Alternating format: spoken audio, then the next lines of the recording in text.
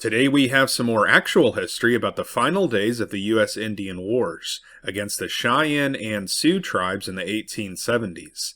These tribes wanted to continue their nomadic way of life and avoid being sent to a reservation, especially in Oklahoma, which was far from their native hunting grounds in the upper Midwest.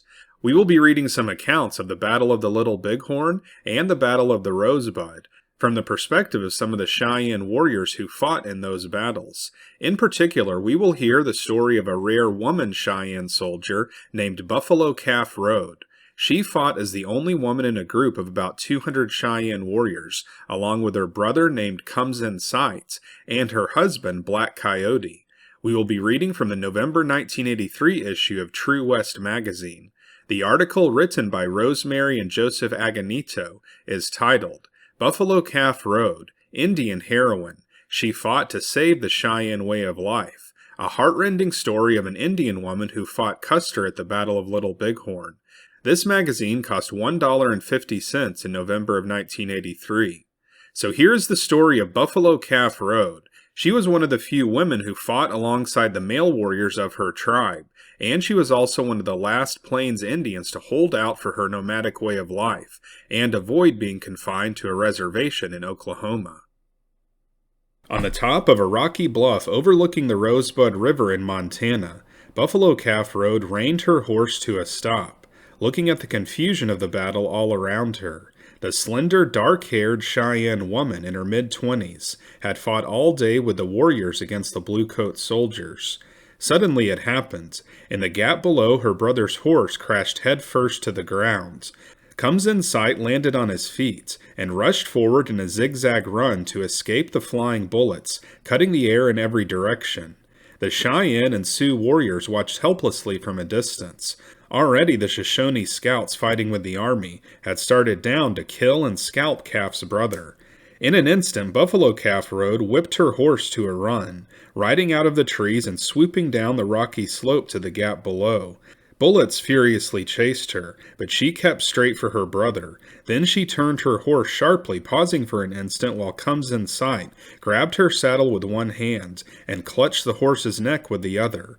With her brother hanging on the side of her horse, his great war bonnet blowing in the wind, and his rifle dangling from his arm, Buffalo Calf Road dashed back to the safety of the bluff.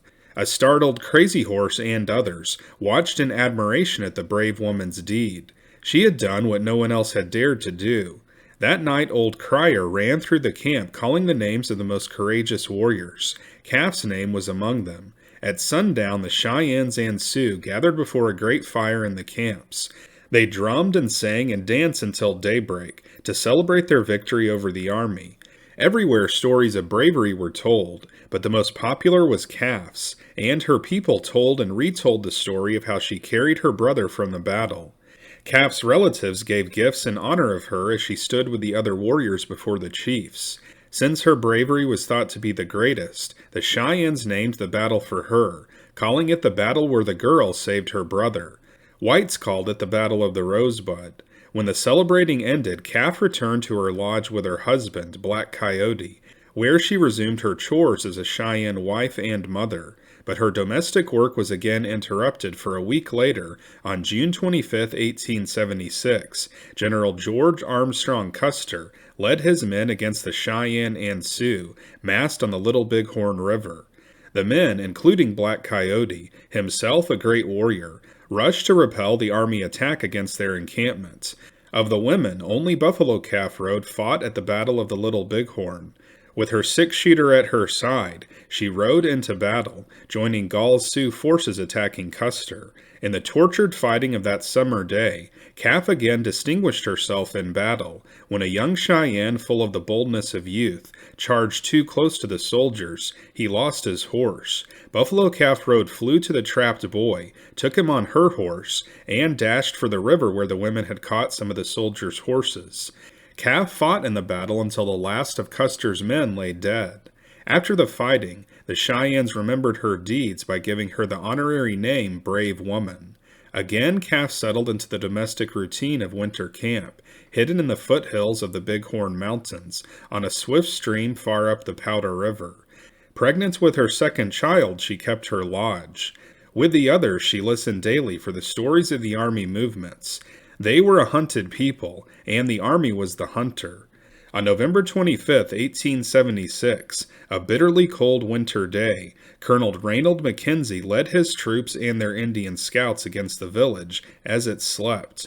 Unprepared, Calf and the others fought as best as they could. In the massacre that followed, more than 40 Cheyennes, women, men, and children, lay dead, and many more wounded, some critically. There was nothing to do but flee.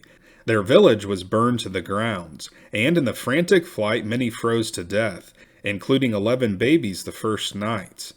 Buffalo Calf Road protected her unborn child and her small daughter against the cold and hunger as best she could. Like the others, she lost everything she owned.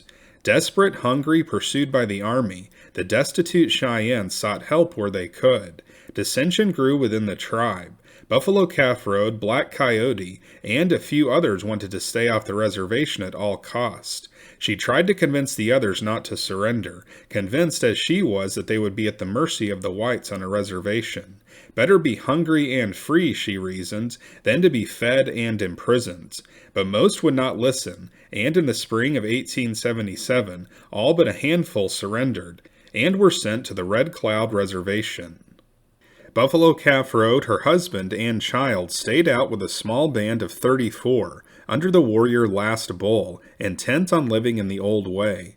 For several weeks they struggled to survive, hunting the lean ground along the Powder and Tongue rivers. During this desperate time, Calf gave birth to a son. By early summer, Calf's band could hold out no longer. With bitter hearts, Calf and the others surrendered at Fort Robinson, only to find their people had been betrayed by false promises. Within a week, Calf found herself being forced south to Indian Territory. Captivity in the South sat hard with Buffalo Calf Road and her people. Prevented from hunting, deprived of enough food, exposed to diseases of whites, kept in forced idleness, many became ill and died. Again, Calf cared for her family as best she could, struggling as the other women to feed the hungry mouths. After 1 year, Buffalo Calf Road and her husband and others determined to leave Indian Territory and return to their homeland on the northern plains.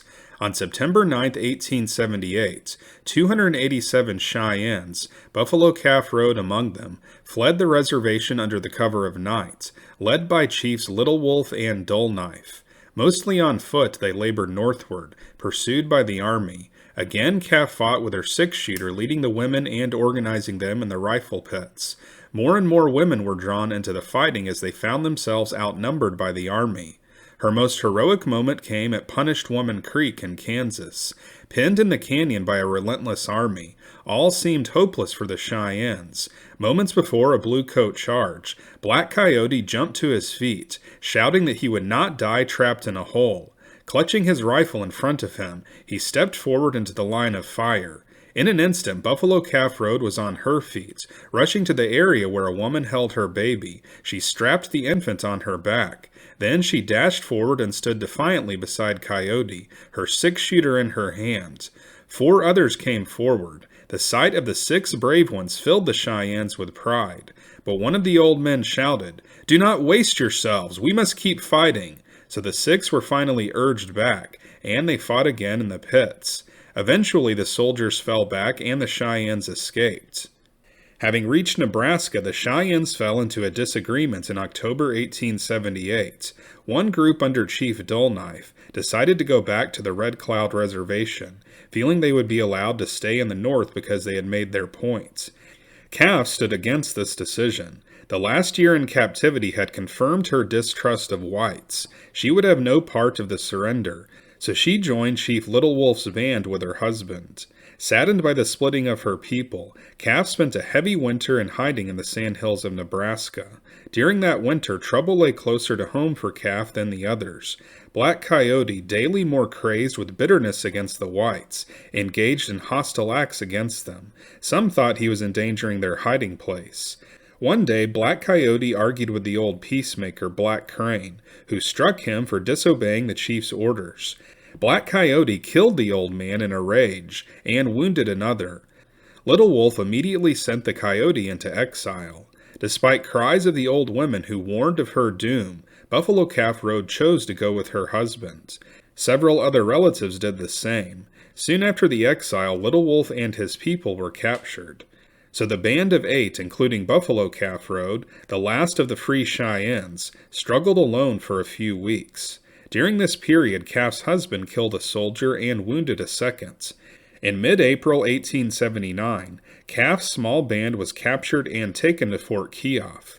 In captivity with her children, separated from her husband who was waiting trial for murder, Buffalo Calf Road languished at the fort. Shortly she fell ill with diphtheria. Despite the medicine men and the white doctor, Calf died tragically in June 1879. The Cheyenne people mourned the death of their brave woman, keening their laments to the heavens as they buried her in the rocks above the Yellowstone River. In despair on hearing the news, Black Coyote hung himself in his cell. Inseparable in life and battle, Buffalo Calf Road and Black Coyote died, symbols of the end of the fight to preserve the old nomadic way of life. So that is the story of Buffalo Calf Road Woman, or Brave Woman, which was the name given to her after she saved her brother from death at the Battle of the Rosebud. This article was written by Rosemary and Joseph Agonito, who also published a book called Buffalo Calf Road Woman. This book won the Western Heritage Award for Best Novel in 2006. Rosemary and Joseph Agonito also published this academic article in Frontiers, a journal of women's studies, published in autumn of 1981 by University of Nebraska Press. In this article, they also referenced the accounts of 2 other Cheyenne women, Kate Bighead and Iron Teeth, which I am now going to read.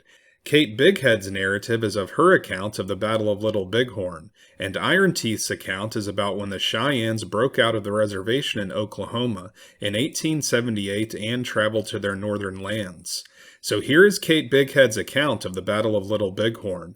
Interestingly, she does not record the role of Buffalo Calf Road Woman, but she does make a very controversial claim about how some of the U.S. soldiers died.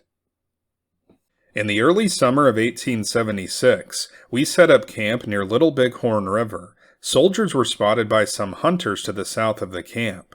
Some young men went off to fight them, and when they returned the next day they carried the bodies of several dead warriors with them.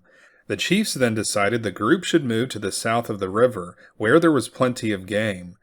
On the first day of camp, the peace was shattered when 2 boys ran into the camp warning of soldiers. Then shooting could be heard. Women and children went to hide in the brush. Some women carried away teepees and their belongings. Others just ran with their children. Old men helped young men put on their war paint and dress. War ponies were brought into the camp from the herds, and the warriors mounted them and galloped away. I found a pony and followed the warriors to watch the fighting, as I often did since my nephew, Noisy Walking, expected me to watch and sing songs to give him courage. I rode around the outer fringes of the fighting, staying out of the range of the bullets, as I searched for Noisy Walking. In this way I could see what was happening. More and more soldiers were getting off their horses, preferring to hide or crawl along the grounds. The ride by the river became a focal point, as bands of warriors moved toward the waiting soldiers. Hundreds of Indians had begun to crawl toward them along the crevices and gullies. Some soldiers mounted an attack off the ridge, galloping on their horses toward a group of Cheyennes and Oglalas. The Indians scattered to safety, and the white men dismounted again to hide along a second ridge. As hundreds of Indians surrounded this ridge, I saw one of the soldiers point his pistol at his head and pull the trigger. Others imitated his example, shooting sometimes themselves, sometimes each other. When Chief Lame White Man reached the soldiers, all of them were already dead. Indians then attacked the first ridge, and again most of the white men were already dead. The only thing remaining for the Indians to do was to pick up the abandoned guns and ammunition. As warriors walked among the white men, they cut off the legs or feet or arms of many of the bodies. Some of the soldiers were still living, having only been wounded, but they were quickly killed and parts of their bodies were also severed. Only a few soldiers were still alive and able to fight at this point, and they joined forces at the west end of the ridge, where they were surrounded by warriors and killed. When the shooting stopped, the Indians thought all the soldiers had been killed, but 7 soldiers were still alive, and they rushed out from behind their horses and started running. I could not see what happened to these 7, because of all the dust raised by the Indians and their ponies. I rode away searching for my nephew who had been shot and stabbed. I stayed with him and brought him to his mother, but Noisy Walking died that night. He was one of the few Indians to be killed. Only half a dozen Cheyennes and 24 Sioux lost their lives. The Indians said this was because of the everywhere spirits who had caused the white men to go mad and kill themselves, thus saving many lives from the guns of the soldiers. They said this madness was the everywhere spirits' ways of punishing the white men for attacking a peaceful Indian camp. After the battle, according to the Cheyenne custom, the dead were buried, while some of the Sioux dead were placed on scaffolds. Then lodges and teepees were dismantled, and we traveled downriver when we received word that more soldiers were coming toward Little Bighorn. When we reached the junction of the Little Bighorn and Powder Rivers, the group divided, and the Cheyenne made camp near the mouth of the Powder River. Soldiers once again attacked us during the winter, destroying our food and hides, so we moved into the Little Bighorn Valley. We were finally persuaded to go with the soldiers, and sent to Oklahoma.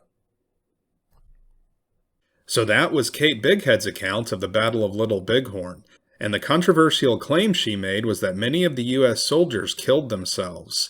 If true, then this suggests that Custer may have been killed very early in the fight, which led his men to believe that the situation was hopeless. This claim was heavily disputed at the time, with many noting that the Indians may have said this to avoid receiving the blame for killing specific officers or soldiers. This is something that is still being debated today, even by our so-called history channels on TV. This next account is from a Cheyenne woman named Iron Teeth, shown here at age 95 when she gave her story. She tells of the breakout from the Oklahoma Reservation in 1878. In Oklahoma, we all got sick with chills and fever. When we were not sick, we were hungry. We had been promised food until we could plant corn and wait for it to grow, but much of the time we had not any food. Our men asked for their guns to be given back to them, so they might kill game, but the guns were kept from them. Sometimes a few of them would take their bows and arrows and slip away to get buffalo or other meat, but soldiers would go after them and make them come back to the agency. The bows and arrows were used at that time for killing cattle belonging to white men. Any time this happened, the whole tribe was punished. The punishment would be the giving of less food to us, and we would be kept still closer to the agency. We had many deaths from both the fever sickness and starvation. We talked among ourselves about the good climate and plentiful game food in our northern country hunting lands. After about a year, Little Wolf and Morning Star, our principal old men chiefs, told the agent, "We are going back north." The agent replied, "Soldiers will follow you and kill you." My 2 sons joined the band, determined to leave there. I and my 3 daughters followed them. I think that altogether there were about 500 Cheyennes in this band.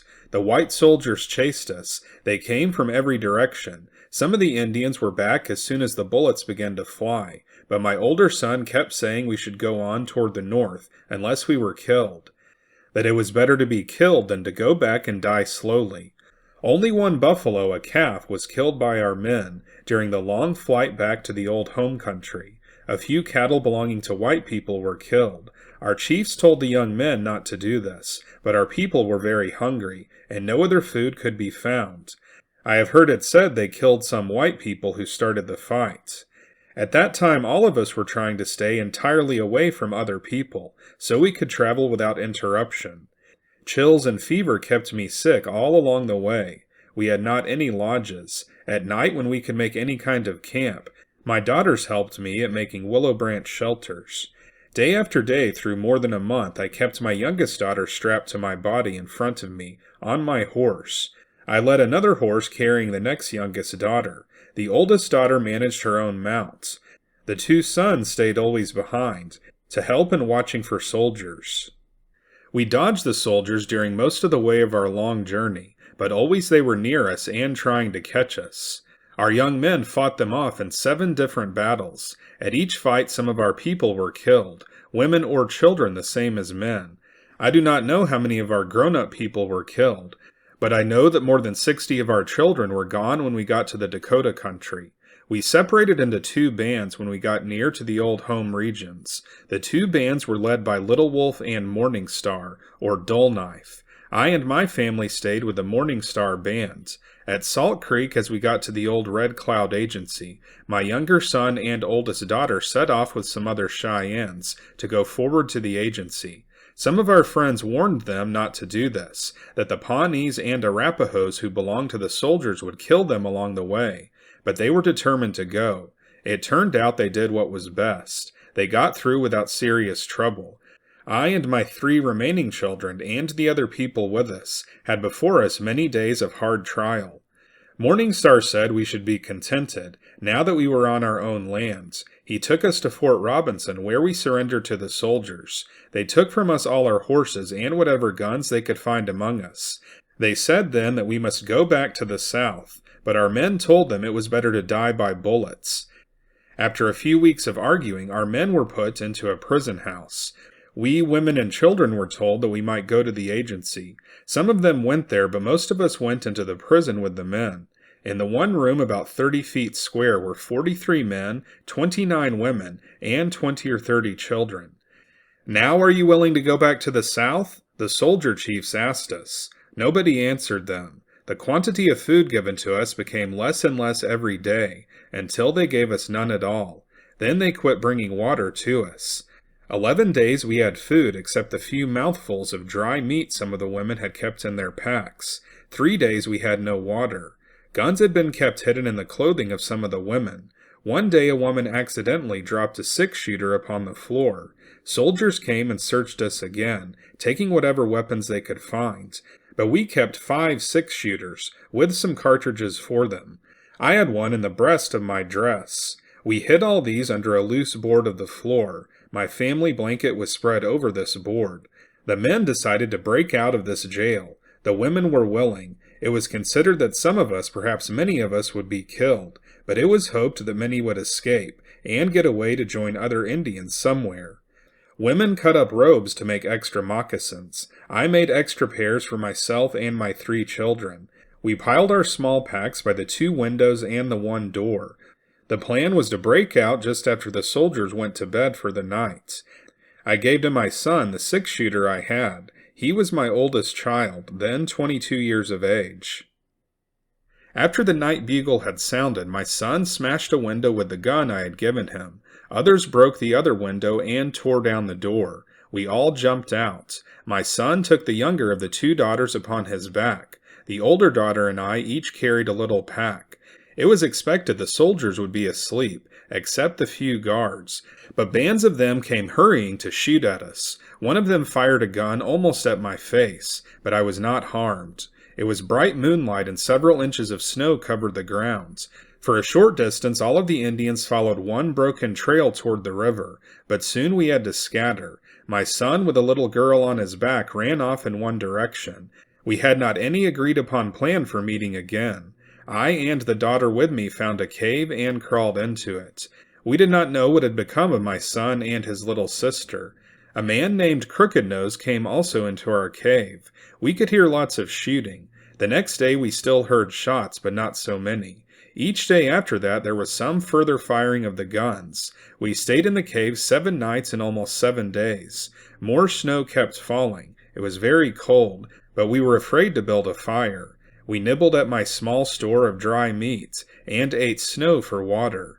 Each day we could hear the horses and the voices of soldiers searching for Indians. Finally, a captain found our tracks where we had gone out of and back into the cave. He called to us. I crept out. He promised to treat us well if we would go with him. He and his soldiers then took us back to Fort Robinson. My toes and fingers were frozen. Others who had been caught and brought back were in the same condition, some of them in worse condition. A soldier doctor told us to rub snow on the frozen parts. I did this. At first there was great pain and burning, but this soon passed away. The frozen parts continued sore, but finally they got entirely well. All of us were put again into the prison house a day or 2 later. The number now was only about half what it had been. The soldier chief in the fort came and talked to us through an interpreter. He said he pitied us and did not want to kill any more of our people. He then asked if we were willing now to go back to Oklahoma, so that no more of us would be killed. But we were mourning for our dead, and we had no ears for his words. Everybody said, "No, we will not go back there."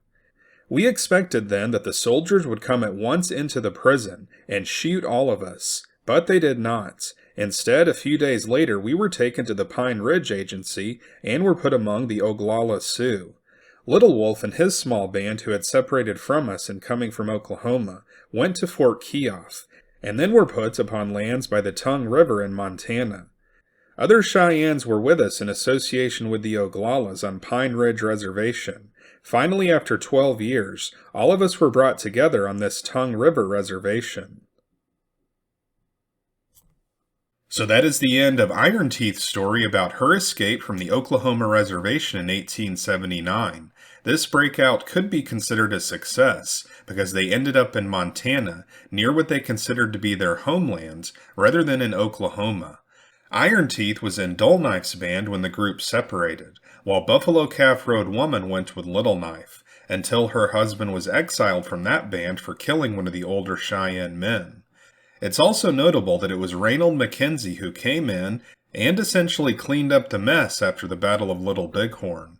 He is the same general who was successful in bringing down the Comanche Empire led by Quanah Parker. Kate Bighead made the controversial claim that most of the U.S. soldiers who died at the Battle of Little Bighorn died by their own hand or by the hand of one of their fellow soldiers. Most modern historians dispute these accounts. There is little skeletal evidence to support it, despite the claims made by several of the Sioux and Cheyenne Indians who were present at the battle. Let us know what you think about these historical accounts in the comments. This channel is called Unworthy History because we cover actual history that has been cast aside as unworthy to discuss on history channels on TV. We try to cover history as close to the actual source as possible. If you'd like to support our channel, then you can become a Patreon or YouTube channel member. For $5, you will have access to our members-only videos, and your contribution towards keeping actual history alive will be recognized at the end of each episode. So if you want to see more episodes like this, then be sure to like and subscribe, and we'll see you next time on Unworthy History.